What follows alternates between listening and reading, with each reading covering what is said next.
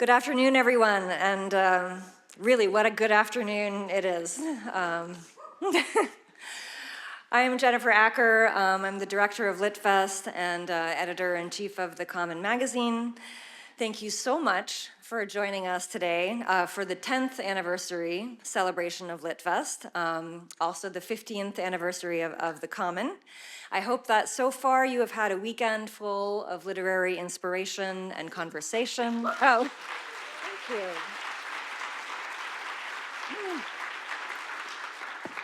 That's great to hear. One of my motives for developing LitFest at Amherst was the desire to bring people together, to build a bulwark against forces that push us apart. Since COVID, we have unfortunately become more broken as a society, but when I think back to those days of 2020 and 2021 and 2022, while I of course remember the isolation, I also remember communal, uplifting moments that stand out like stars against an otherwise black night sky.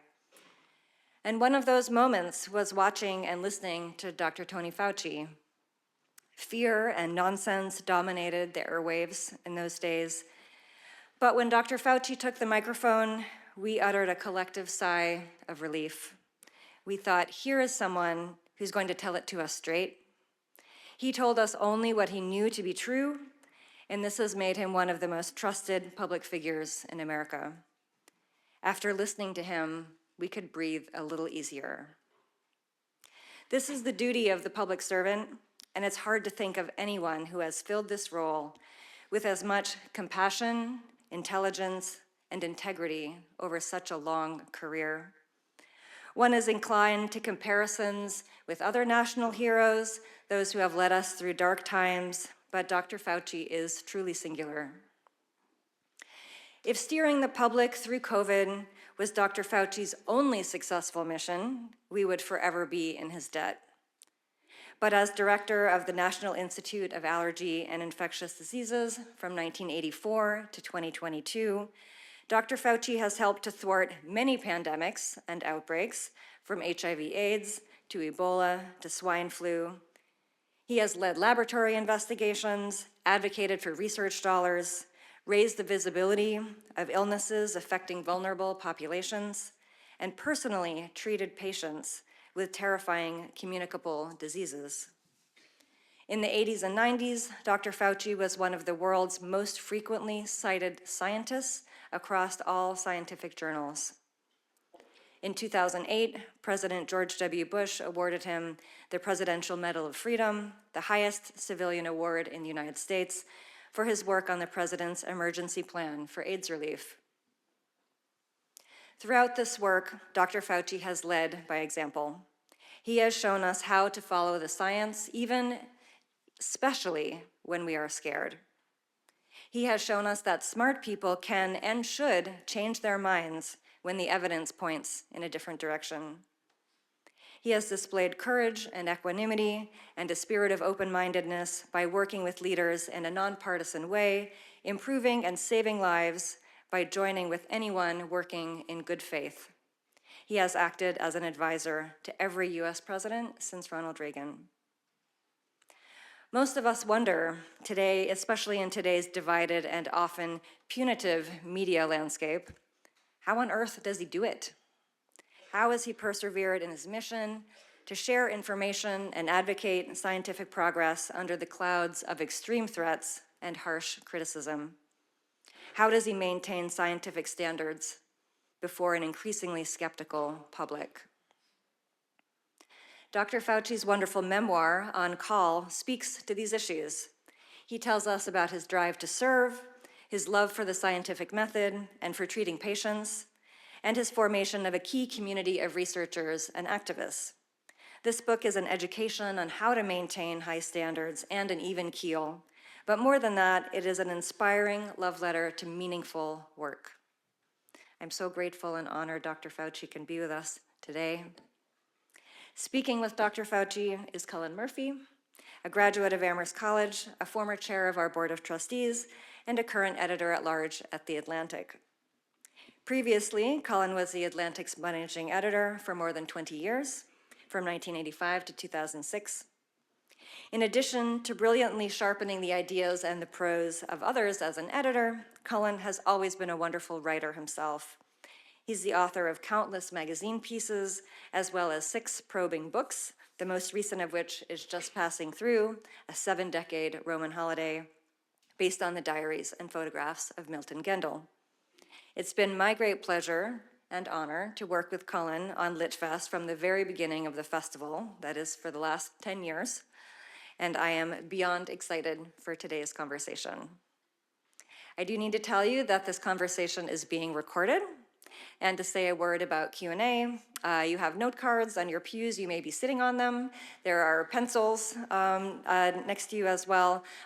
Please write your questions down on your cards. That's good. Yeah, rummage around now, find your cards.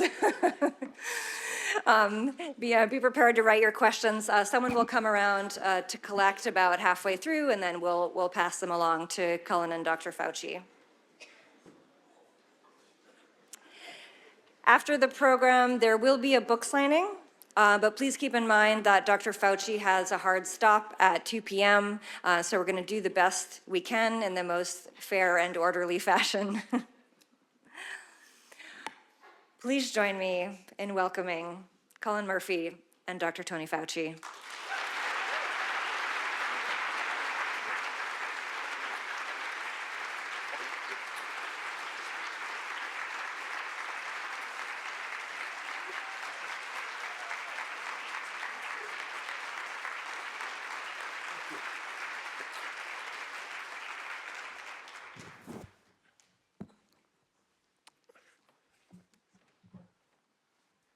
Sorry about the cane. I had actually Dr. Fauci look at me earlier.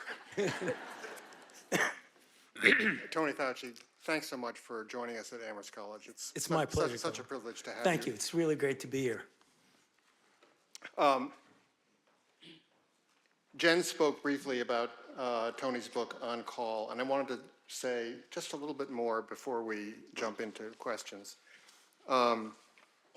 It's a book about policy and science, but it's also personal.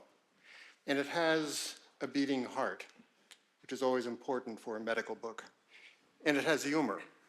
And it has a chapter called He Loves Me Not, and you get no points for guessing who that might be about. So this afternoon, I'd like to focus on a few key moments in your career. If there's time, we can ask about cooking dinner with Bono, or for Bono. But we'll walk through some of those key moments for perhaps 30 minutes and then take your questions. So, Tony, back to you. One thing your book brings up very clearly is the importance of your upbringing. And you're of Italian heritage. Your father was a pharmacist. You grew up in the environment of Brooklyn. Yankees or Dodgers? I was a Yankee fan, which was strange in Brooklyn, but.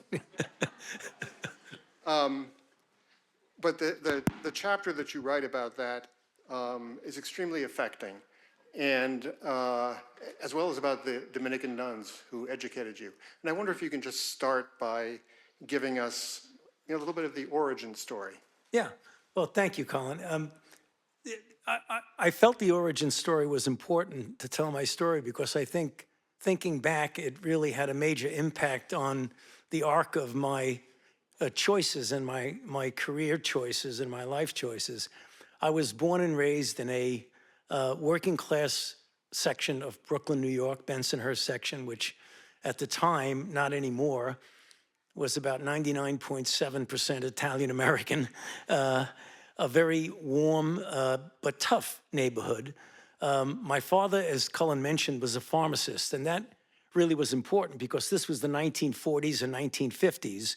And at the time, the pharmacies were sort of the hub of everything from the health of an individual to the neighborhood psychiatrist, marriage counselor, coming to when you have delinquent children, and there were many in my neighborhood. And his attitude towards life, and I didn't appreciate it as a 8, 9, 10, 11, 12-year-old boy who was delivering prescriptions on my Schwinn bike to the neighborhoods in Brooklyn was that he was totally devoted to service to the community. And the community at the time was the neighborhood in Brooklyn. He was a very poor, as I mentioned, sensitively but somewhat humorously, was a very poor business model as a pharmacist, in that there were a number of people who were struggling financially in the neighborhood, and they would come in and often not be able to pay for their prescriptions. And he would say, don't worry, put it on a tab, you could pay it later. Could you imagine CVS and Walgreens doing that today? So we didn't really make a lot of money. So I grew up, as my father was a pharmacist, but we grew up not really financially very well off. But the thing that drove him was that science for the community. And when I asked him once, boldly, Dad, why don't you let these people pay? You know, we need the money. And his answer was, well, he said, they're struggling and we're better off than they are, so we'll just put it on a tab, even though sometimes they would never pay the tab. That was the beginning of kind of my, if you want to call it, my DNA of feeling that service was really important. As Cullen mentioned, I then went into an educational system, starting off with elementary school, Our Lady of Guadalupe, the Dominican nuns who gave me some tough love back then, these rambunctious kids from Brooklyn.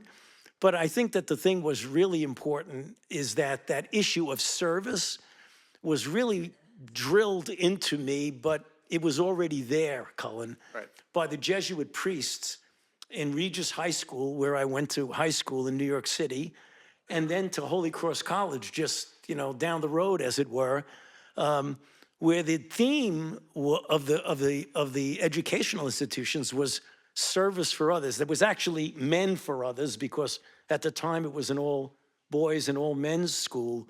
But that had a major impact, though I didn't fully realize it at the time, on how I handled my scientific, medical, and public health career.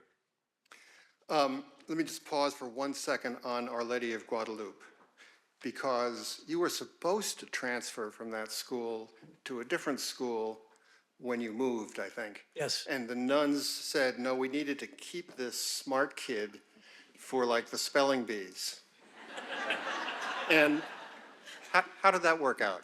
Well, for those of you who know anything about the neighborhood section in Brooklyn, I was born in the Bensonhurst section, and literally 6 blocks up is the Dyker Heights section. And my father, when I was 8 years old, with the help of his father, was able to buy a pharmacy. So we moved from 79th and 13th Avenue, and 17th Avenue to 13th Avenue and 83rd.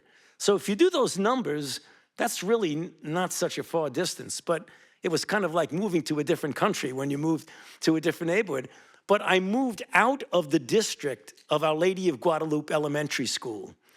Now, St. Bernadette's Parish didn't have an elementary school, so I would have had to have transferred probably to a public school. But the nuns, the wonderful nuns, said, we're going to make an exception.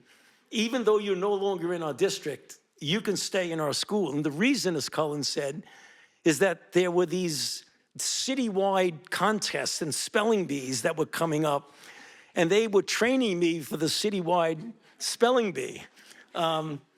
And son of a gun, they lied. They said he was in our parish.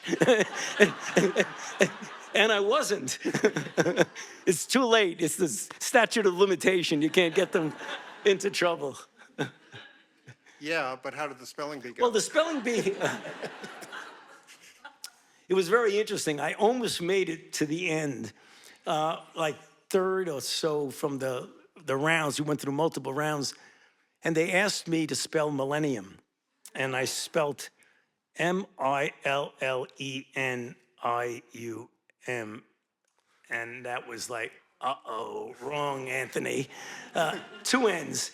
Anyway, I lost the spelling bee, but they still loved me and kept me there. And I graduated and allowed to go to Regis High School. Well, thank you for that digression. I'll never forget how to spell millennium from now on. So then it's on to Regis. Your ambition at 5 feet 7 inches tall is to be a point guard. I was a And- point guard. I mean, to be a good point guard. I was a good point guard. I went to Regis High School, which was an incredible school. It was the elite Catholic school in New York City, by far. It was an all-scholarship school. So it was an interesting, just if I could take a second, how they got people in the school. They went to all of the Catholic elementary schools in the 5 boroughs, plus in New Jersey, Jersey City. And they asked the nuns to send them the top student in the class, boy students, the top boy students. And they gave you an exam, a general exam, and they went down the list of how you ranked in the exam, and they gave you a full 4-year scholarship, including books. It wasn't a boarding school. So I got to Regis High School. I loved sports, and as it turned out, even though, as you saw me walk up on the stairs, I'm not exactly the tallest guy in the world. I was 5'7" at the time. I think I've shrunk since then at my age, but I was 5'7", and I turned out to be a high-scoring, very good captain of the varsity point guard for Regis High School. And that's not such a small deal because New York City high school basketball is very competitive and very tough.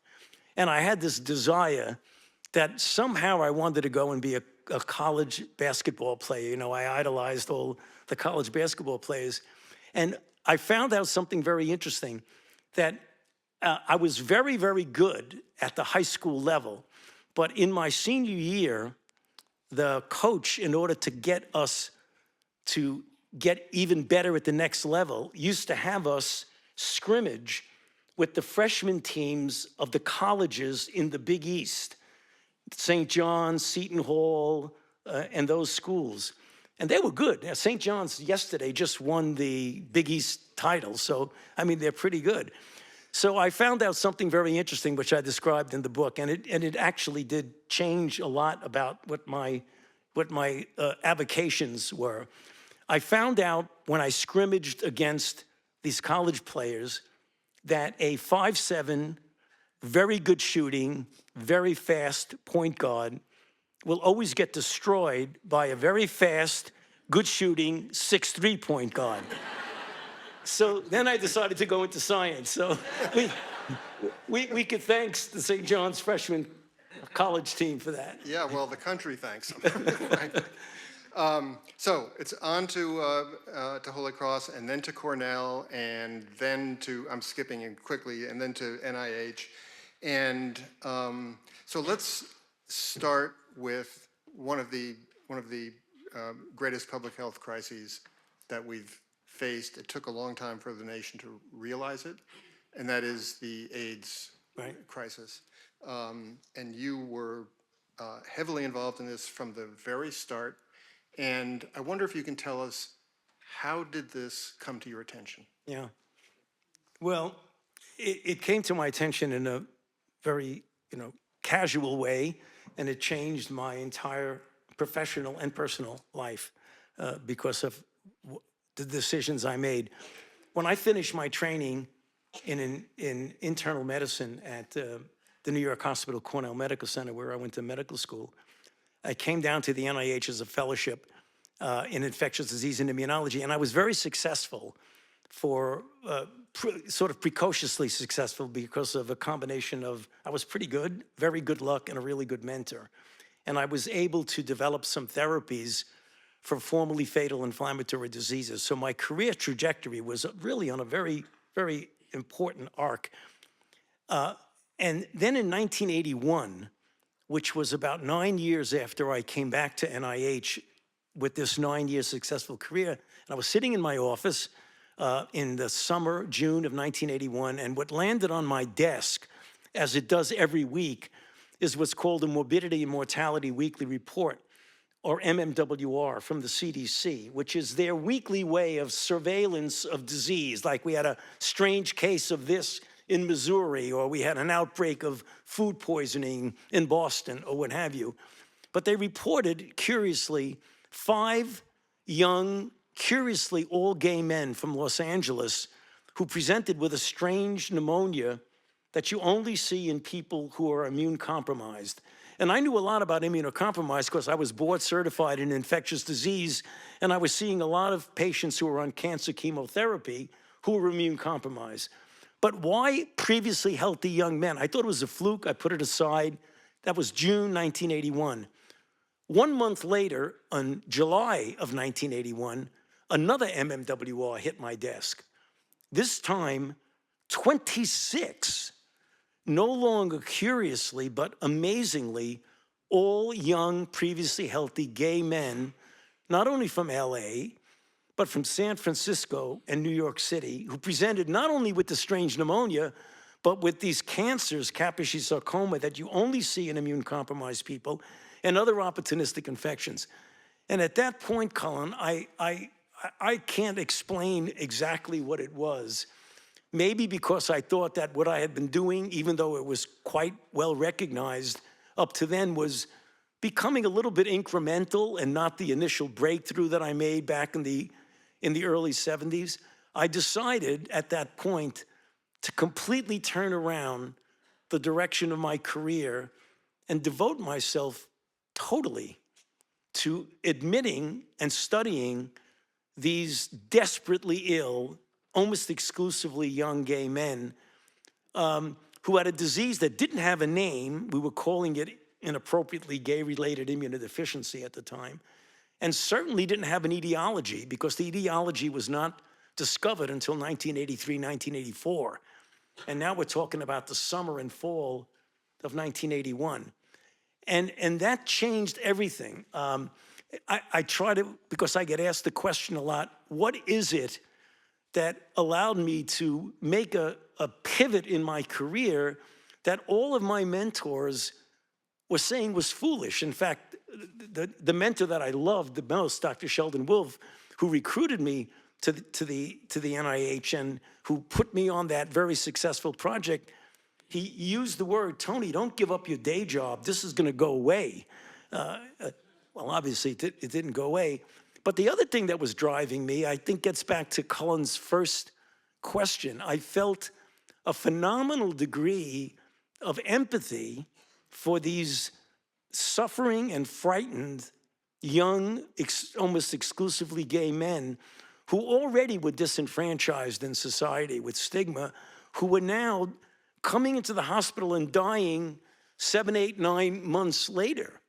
And those years from 81 until we developed effective therapy were, as I describe in the memoir, really the dark years of my professional career, because I had spent the previous maybe 9 years curing people of disease they thought they were going to die from, and I was really on a high. Well, aren't I a big deal here? You know, I'm saving a lot of lives. To every one of my patients were dying.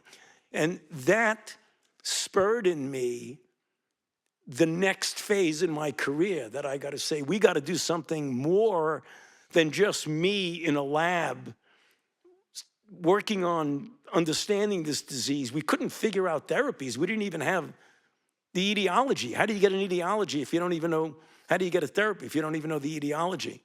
And that led to the next phase of my career, which I'm sure you want to talk about. Right.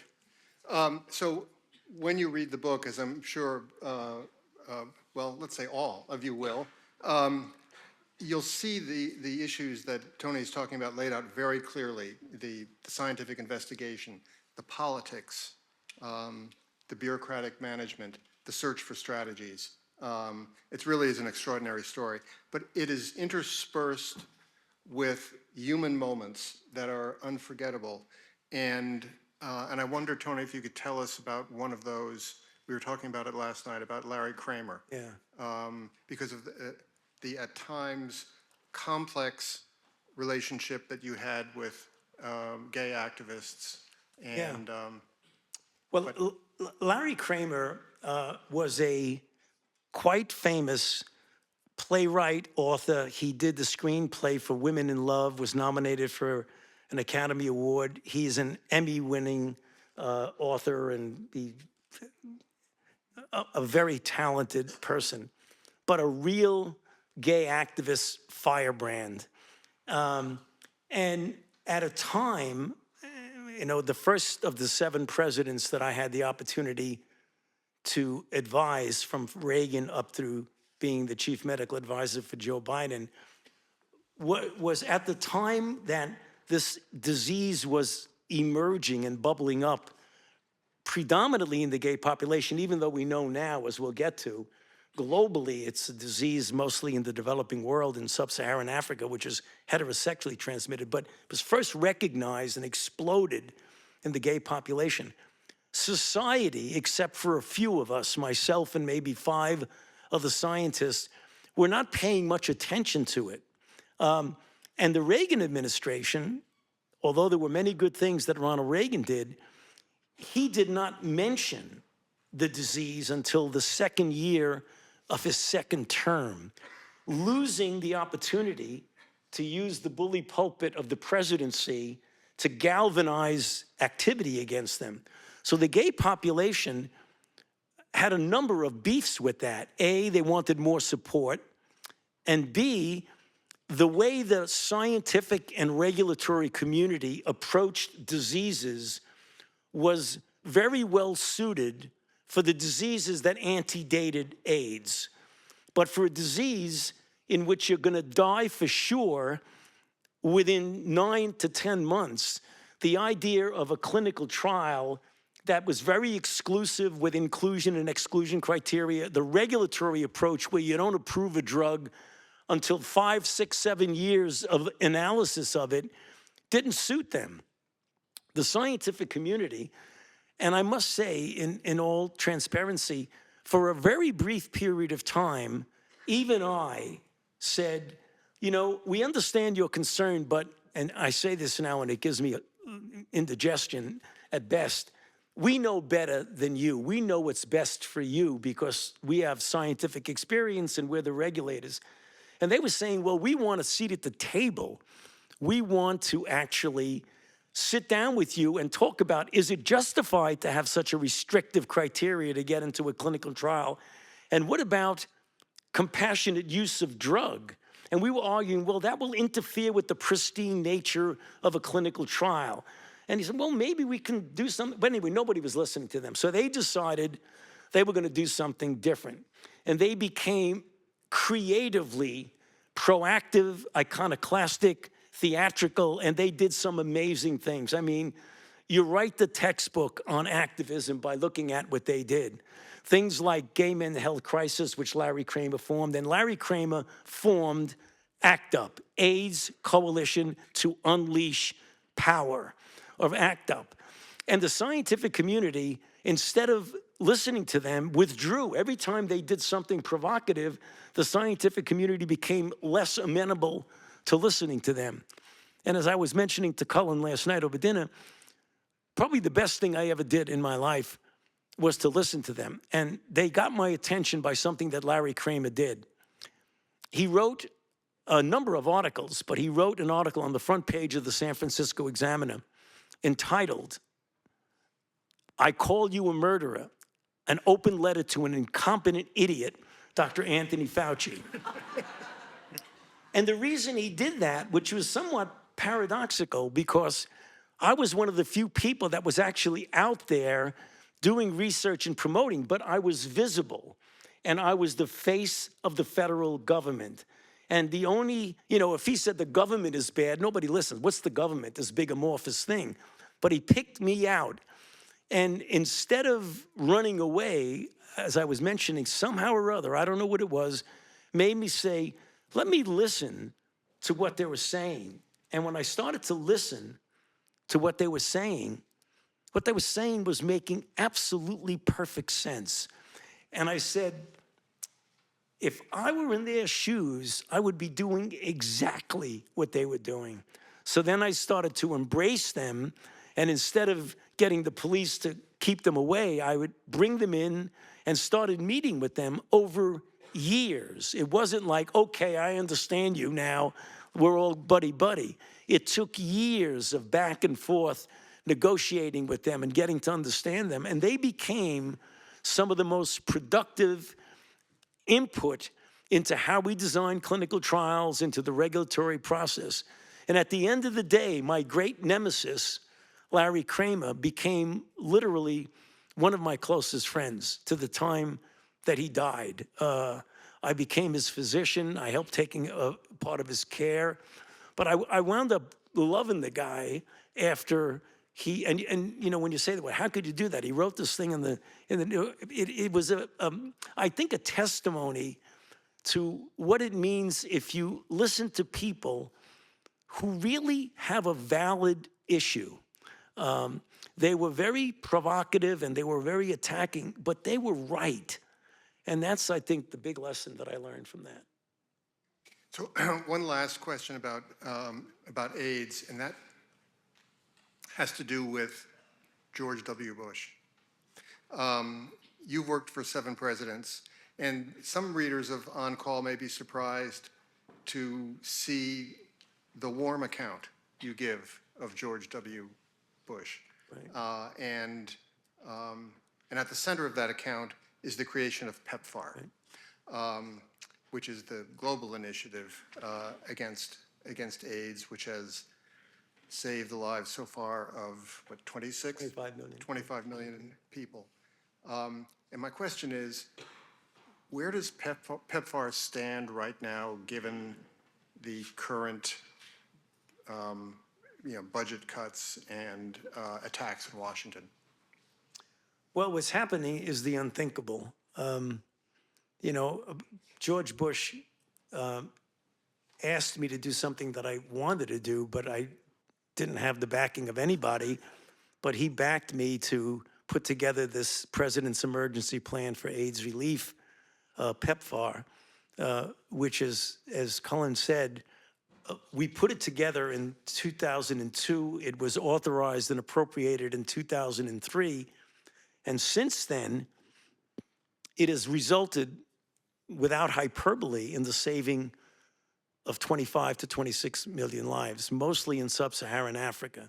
Because as I alluded to, although the disease was first recognized here, in fact, 90% of HIV is in the developing world, and 67% is in sub-Saharan Africa. So we put this program together. 20 years later, we analyzed the data. And when I created the program, it was $15 billion over 5 years to prevent 7 million infections, treat 2 million people, and take care of 10 million people, including AIDS orphans, and it involved 15 countries. Fast forward to what Cullen was asking. 20 years later, in 2023, we had a kind of little dinner in Washington with George W. Bush and his wife, Laura, and the White House team that helped me put together the program. We analyzed the data, and now it was $110 billion, and it was 50 countries, and they saved 25 to 26 million lives, which, is such an incredible example. Although I was the architect, it would not have happened without George W. Bush. And he was committed.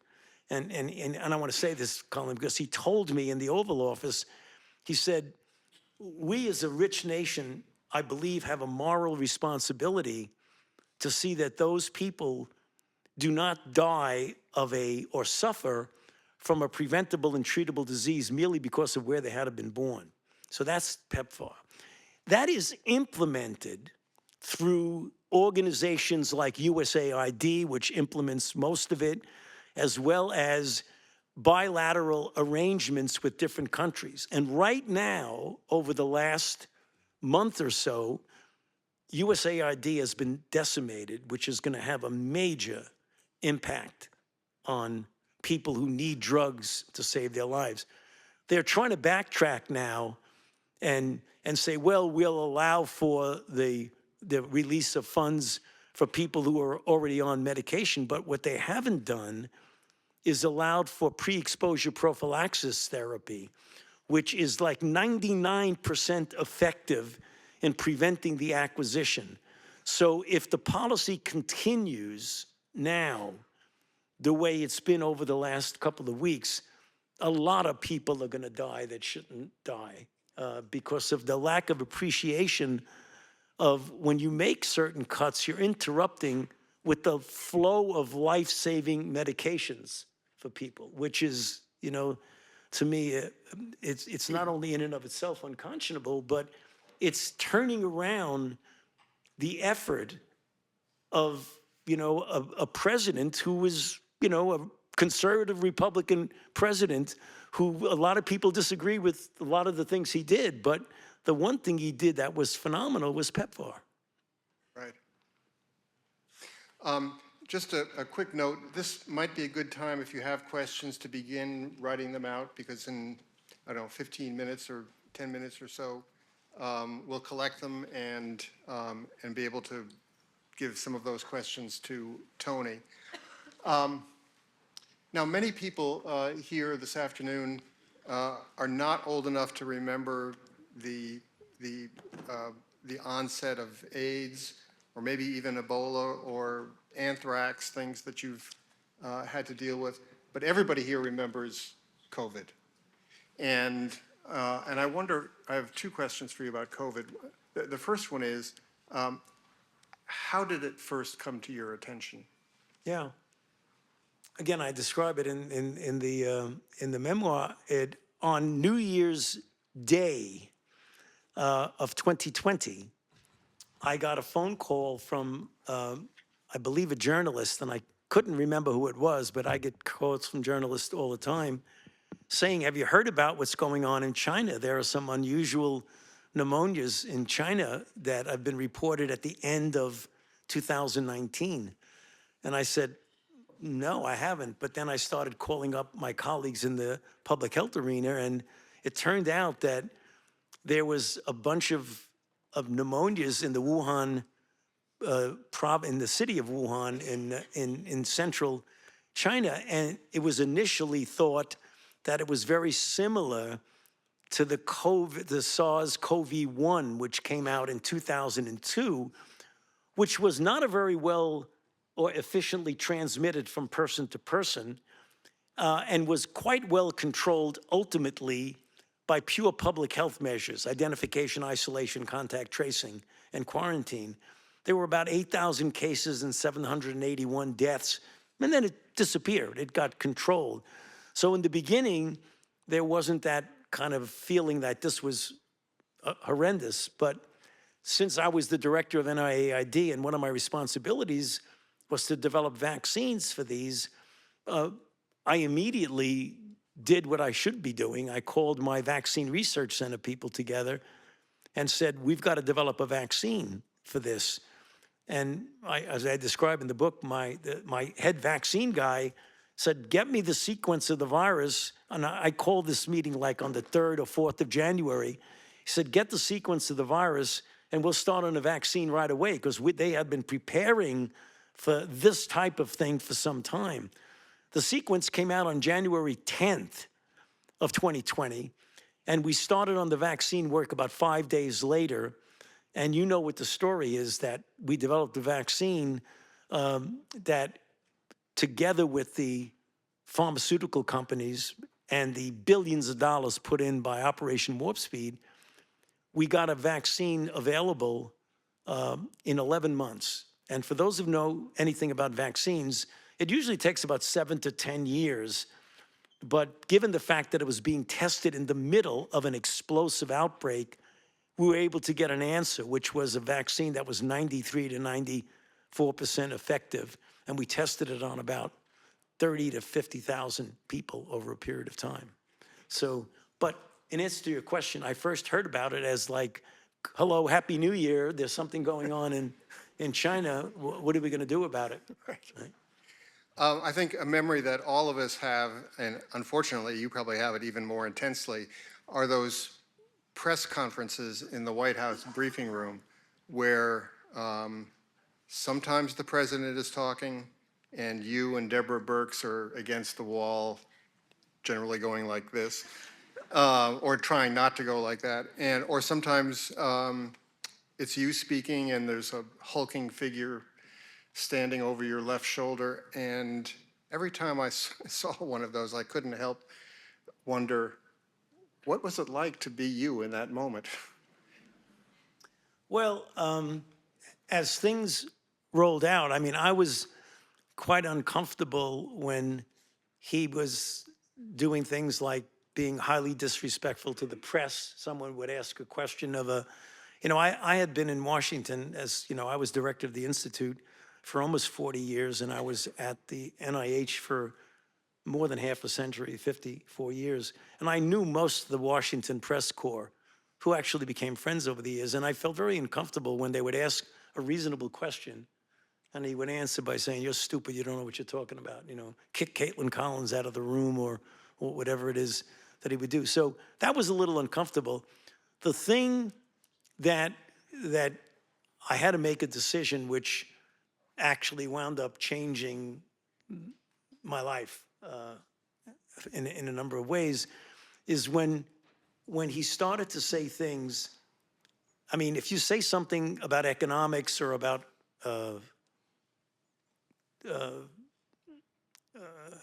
foreign country, Ukraine or whatever, if it's not true, well, then that's not my business. But if you say something that, from a public health and a scientific standpoint, is directly untrue and misleading, I wouldn't proactively disagree. But when the press asks me, is it true that the virus is going to disappear like magic after the president just said it's going to go away like magic, then, or is it true that hydroxychloroquine, which we know not only doesn't work, it likely is harmful to you, that I had to do something that was very uncomfortable. I had to publicly disagree with the President of the United States. And as you said, Cullen, I've advised 7 presidents. I have a phenomenal amount of respect for the institutions in this country, including the presidency of the United States.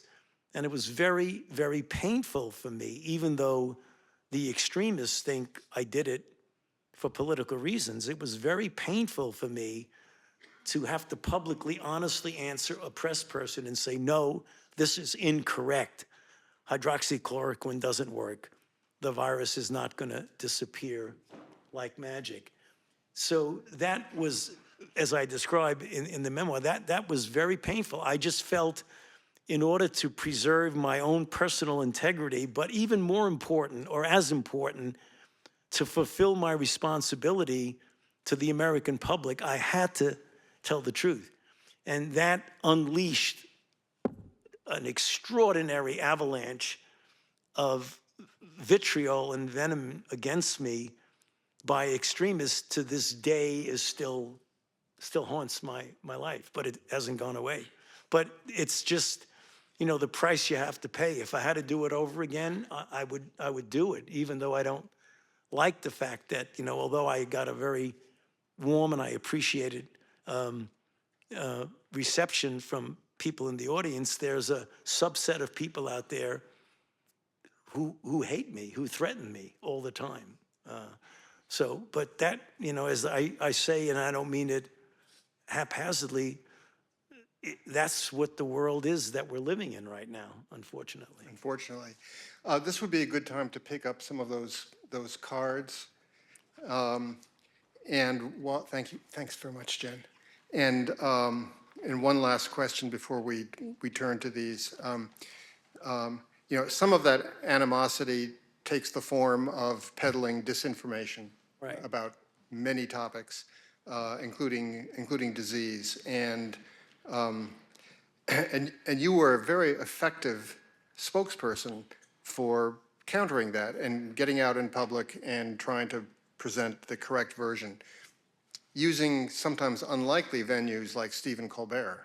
Right. And when the booster shots first came out, you were on with Stephen Colbert.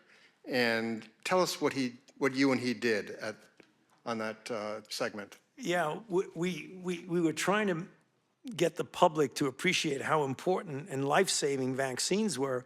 So I was on the Colbert Show, and for those of you who know, he's an incredibly humorous, intelligent guy. And we were having a conversation, and he was doing his usual jokes.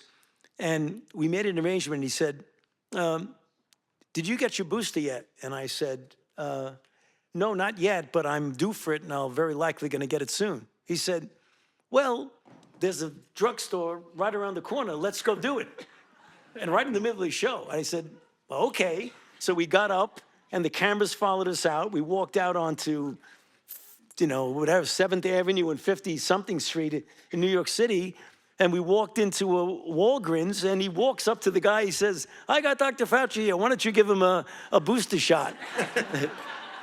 So with the cameras going, I took my jacket off, opened up my seam, and they gave me a booster shot. But he was very, very funny on the way there. It was just, he said some very funny things. But it was a very effective way to get people to appreciate why it's important to get booster shots. But I've never seen anything like that on television. We actually got up from the scene and walked out into the street. It was just... And didn't he also ask you to say something to prove you were from Brooklyn? Oh, yeah. He said, come on, say something to show you're from Brooklyn. So I said, all right, forget about it. So we have some good questions here, and I can give some of these to you in just a moment if you want to flick through them. But here's one. Of all the patients you have treated, does one stand out to you? And this popped out at me because I remember the story about Ron Rinaldi. Yeah. Well, a lot of patients stand out to you, particularly patients that don't do very well, as much as patients who do well. Early on in the course of the outbreak, before we had any indication of even what the virus was, our patients were dying from a number of opportunistic infections. One of the opportunistic infections is called cytomegalovirus, which if you have a normal immune system, you don't ever have to worry about cytomegalovirus. Transplant patients who get immune compromised often get complications and die.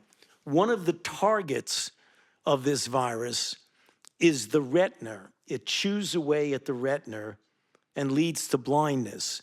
We have antivirals for it, but antivirals don't work unless your immune system gets back to normal. So there was a guy, and I changed his name for confidentiality, who was just a wonderful guy and one of the most compliant, nice patients you want to meet. And I would make rounds like 2 or 3 times a day, just normal formal rounds when you go in and see the patients. And he was in the ward for several weeks, but he had severe cytomegalovirus that was getting worse and worse. And he was starting to lose his vision. And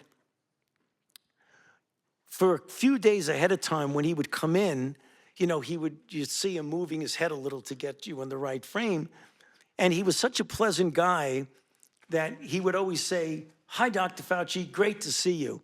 And we would make rounds. And then one day in the morning, I made rounds. He walked in, he said, hi, Dr. Fauci, great to see you. And then we got very busy with a bunch of other patients. And then we came in for our evening rounds, and I walked in and went up to the bed, and he looked straight at me and he said, who's there? And that just killed me. Why don't I just give you a few of those that you can look through at your leisure, and you don't have to leave till 5, right? So here's a question. Is there anything you would have done differently in hindsight? And this is not about the spelling of millennium. Yeah. Yeah, I mean, of course. When you're dealing with a moving target, you make a decision about what a recommendation or a guideline is going to be based on the data that you have at the time. So if I knew in January of 2020 what I knew in the summer of 2022 or the winter of 2024, I would have done and said a lot of things differently than I did early on, because we really didn't fully appreciate. That is, a bit confusing to the general public. And I was mentioning this to some of the students this morning, that I probably would have put a little bit more effort, but I'm not sure, Cullen, if it would have worked, to try and emphasize the caveats of when you're explaining something that's a moving target.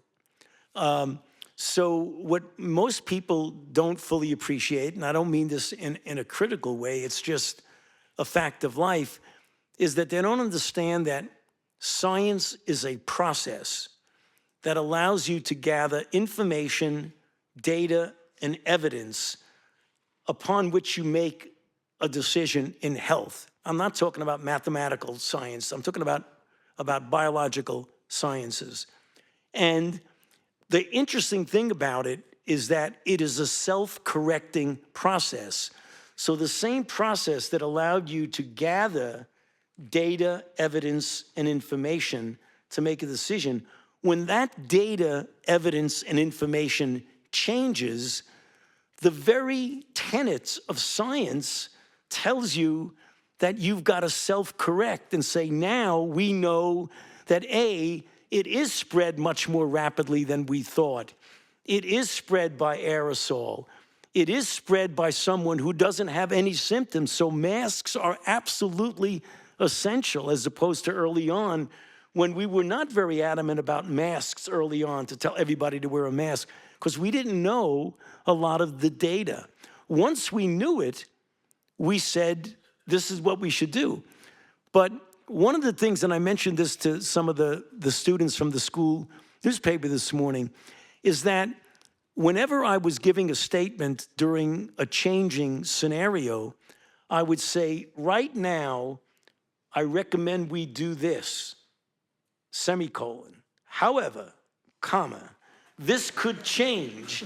And if it does, we need to act accordingly.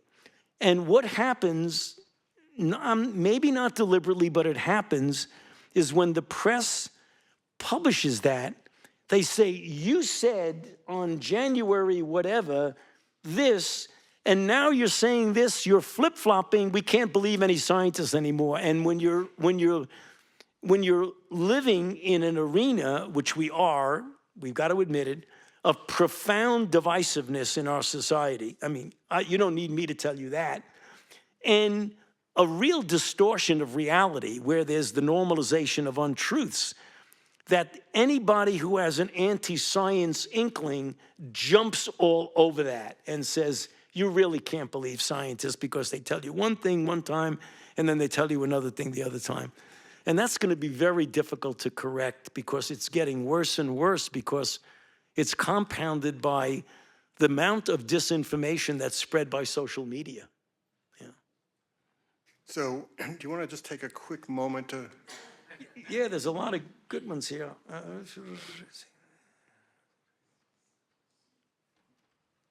I've got a couple myself, but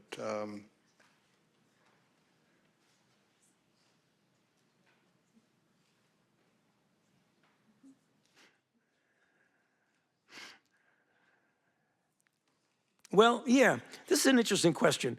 I don't usually get asked it this way, but it's important because it opens up another subject. Because someone's asking, says, you've said George Bush thought the United States should help people in the world who are afflicted with AIDS because of where they were born. But isn't AIDS a reflection of poverty and its impact on the human immune system?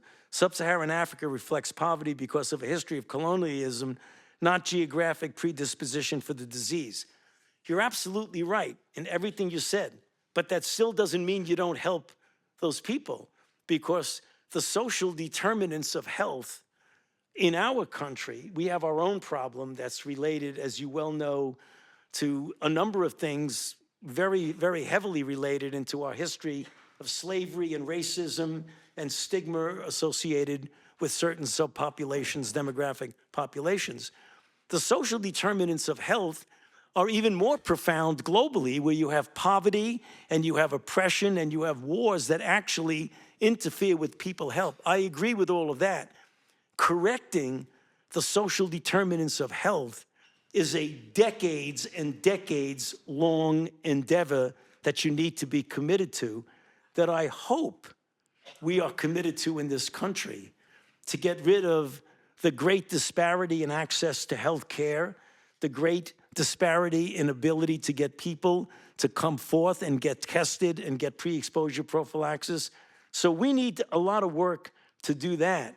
Just the way, from a global standpoint, it's very important to try to do what we can as a global community to get this great disparity in health somewhat equalized. However, that doesn't mean that you can't do something now. And that's what George Bush was trying to do. He wasn't trying to solve the social determinants of health. He was saying that every day there are hundreds, if not thousands, of people dying from this disease, and we have drugs that can save them, so therefore we should be helping them to have access to those drugs. Perhaps not surprisingly, a number of people have questions about Robert F. Kennedy Jr. And he shows up in your book, He does. not in the best light. And so I wonder if I mean, you can tell us about this first meeting of his, and then perhaps go on to talk about what does his leadership portend, as far as you can tell. Well, you know, here's where I have to be careful, and I'll explain why.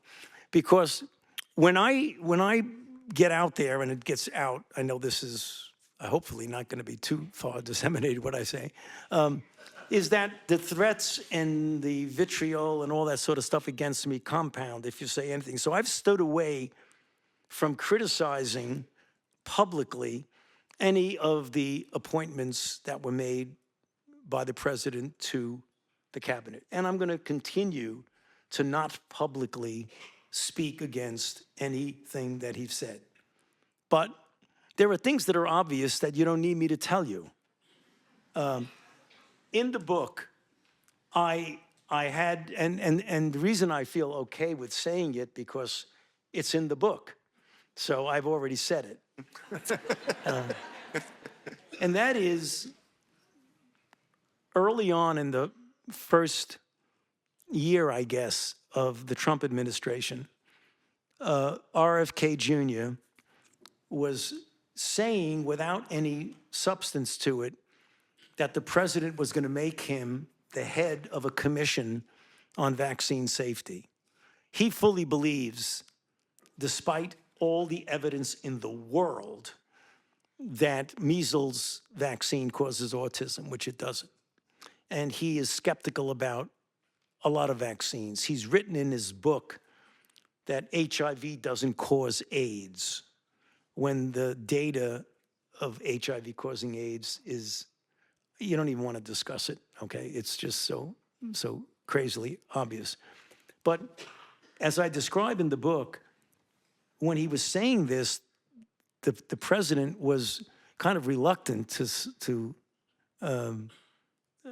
make him a commission of something. He wasn't even sure what he was talking about. So the president asked Jared Kushner to have me and the director of NIH, Francis Collins, to at least meet with RFK Jr. and sit down and listen to what he had to say. So I said, fine, I'd be more than happy to do that. So he came to the NIH with an entourage of a bunch of lawyers and a few other people who are all anti-vaxxers. And we had him in a room, and he said, I said, the floor is yours. He said, well, there's one condition. I'm going to talk for about 45 minutes, but I don't want anybody to interrupt me, because that's what scientists do all the time. They don't give me a chance to explain anything. They just interrupt me. So I said, okay, I'll try not to interrupt you, but we'll see what happens. So he gets up, and the first slide he puts up is, it has been well established that vaccines cause multiple sclerosis, lupus, autism, rheumatoid arthritis, cancer, mental illness. And when he gets down, and I raise my hand, I say, Bobby, excuse me, but I mean, there's nothing there there you go again. I knew it. You said you weren't going to interrupt. I said, but how can we not interrupt if you're putting a slide up of which there is absolutely no evidence whatsoever? And he said, well, are you going to let me finish or not? So I said, okay, I'll shut up. So we shut up, and he gave a bunch of, another 30 or 40 slides, all of which had no basis in reality. And at the end of it, we came to the conclusion is that how are we going to discuss this when you're talking about something that has no basis in fact and data, and we can't have a normal conversation? And I reached out to him, and I said that in the book. I said, Bobby, I fully appreciate that you're trying to do good, but in your attempt to do good, you're violating all the principles of data, evidence, and truth. And he just blew me off. And I thought, well, at least I extended myself to him. The next thing I knew, he writes a book, The Real Anthony Fauci, and he starts talking about my making hundreds of millions of dollars on vaccines being in bed with vaccine companies. When in fact, all you need to do is to look at my government financial statement, and you'll see that I've made zero money from any pharmaceutical company. But that was my thing that I said. And I'm not going to say anything about his appointment, okay? But that's what that's what I said in the book. Boy, I wish we could guess how you feel. Yeah. Did you want to take a look at a few other Yeah. of those? They just keep coming, which is great. A lot of them covering many of the same questions, which is also very helpful. Yeah. If you don't have one. Yeah, go ahead. I've Why got don't you one. go and I'll look at these. Okay. So this is a future-oriented question. We seem to have been, COVID and 20th century flu pandemics seemed like once-in-a-century events. Given that we are underprepared now for health crises, how worried are you about the next pandemics? I'm fairly convinced that there will be another pandemic for the following reason. If you look historically, and even prehistorically, where you could actually document, there have been society impactful pandemics that go back to the plague of Athens in 500, 400 BC, to the bubonic plague in the 14th century, which killed 1/3 of the population of Europe, to the last 100 years, where we've had 3 of the most devastating pandemics in history. We've had the 1918 influenza pandemic, which killed 50 or more million people in a world's population that's 1/3 of what it is today, which means you do the math, it would have killed anywhere from 150 or more million people. That was quite devastating. Then we had HIV/AIDS, which we recognized in 1981. And then we have COVID now, which has already killed 1.2 million Americans and anywhere from 7 to 20 million people worldwide.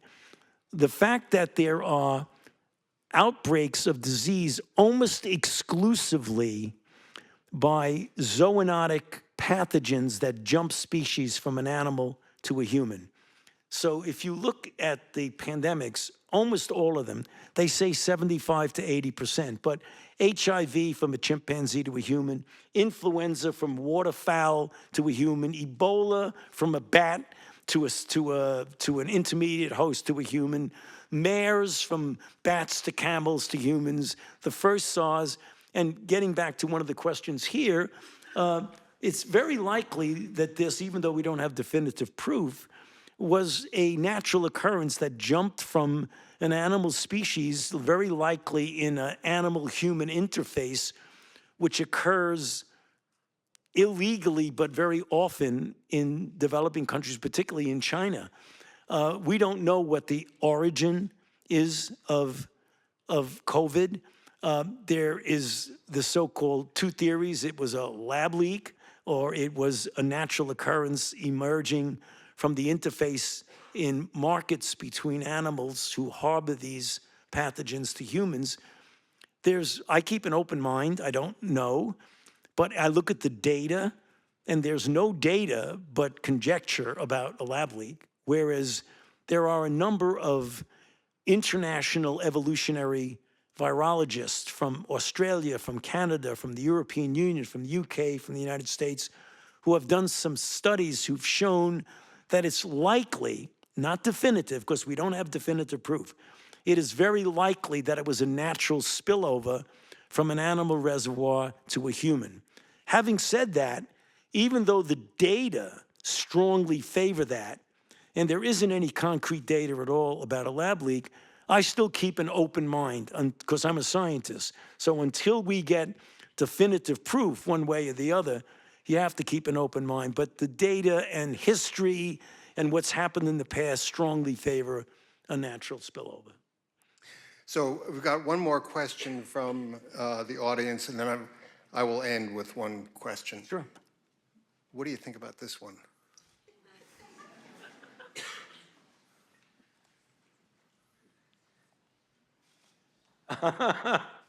Oh, Lord. So the question is, can you give us an inside look at a pivotal moment in your career when you threw the first pitch on the opening day of the 2020 Major League Baseball season? So, Cullen, thank you, because now I'm going to vindicate myself. Yes. I know. All right. So, in the opening season, which wasn't until like halfway through the season, the owner of the Washington Nationals asked me to throw out the first pitch. So I hadn't thrown a ball in 30 years or so. So what I did was I went to a park and with a friend, and I wanted to throw like a line drive the way I used to when I was playing baseball as a kid. But other people have said, all you need to do is just lob it. Don't try to throw a line drive. So I practiced and threw out my arm. Like it was painful. So here I am. The good thing there weren't any people in the audience, because it was at the time when the baseball game, there was no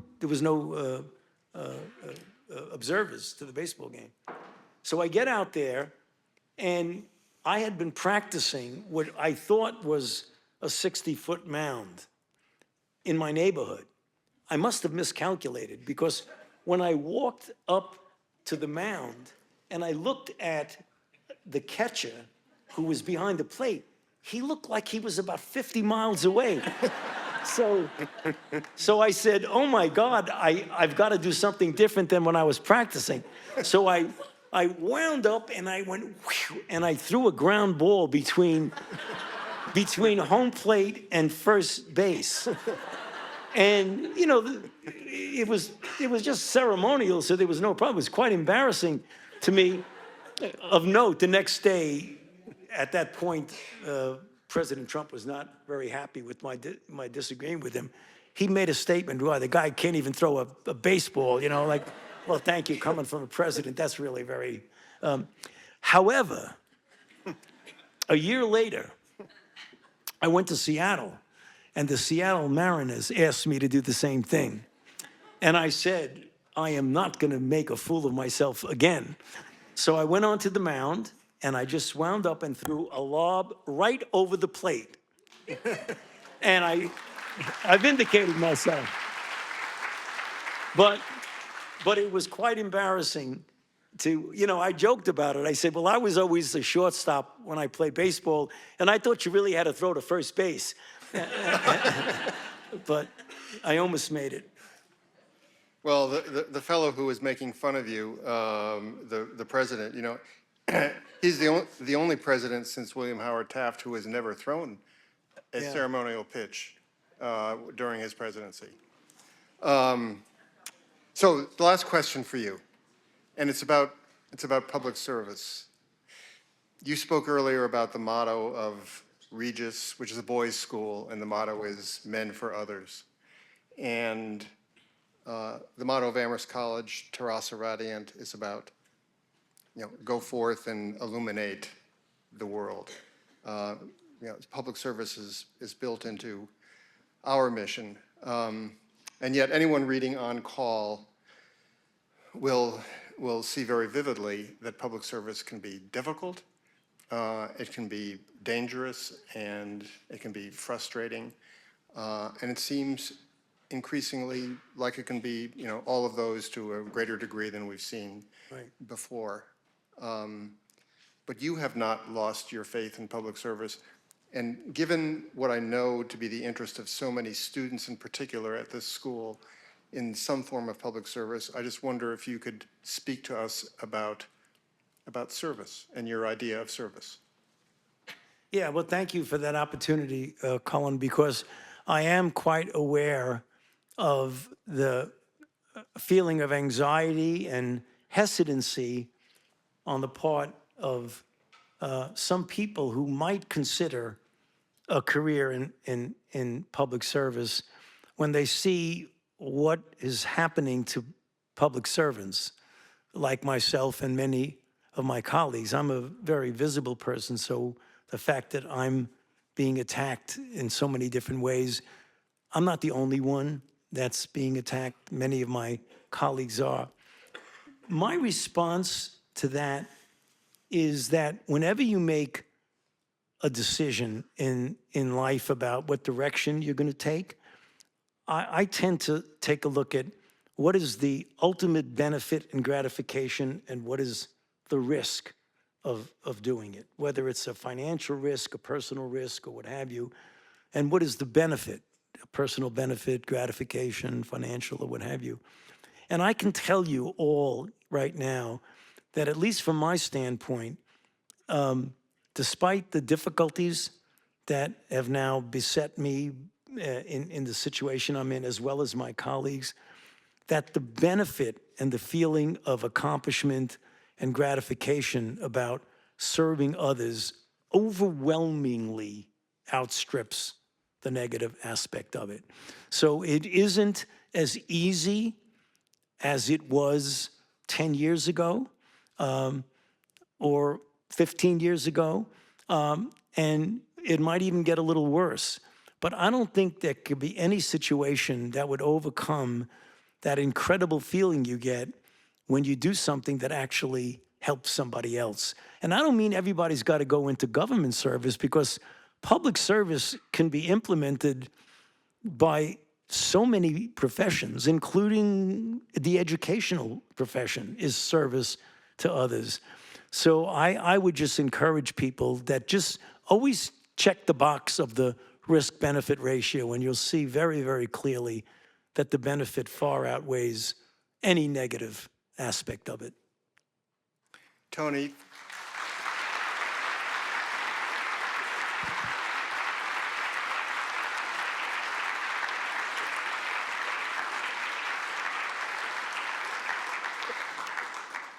thank you so much for the contributions you've made to the country and the world, and for spending some time with us here this afternoon. Thank you.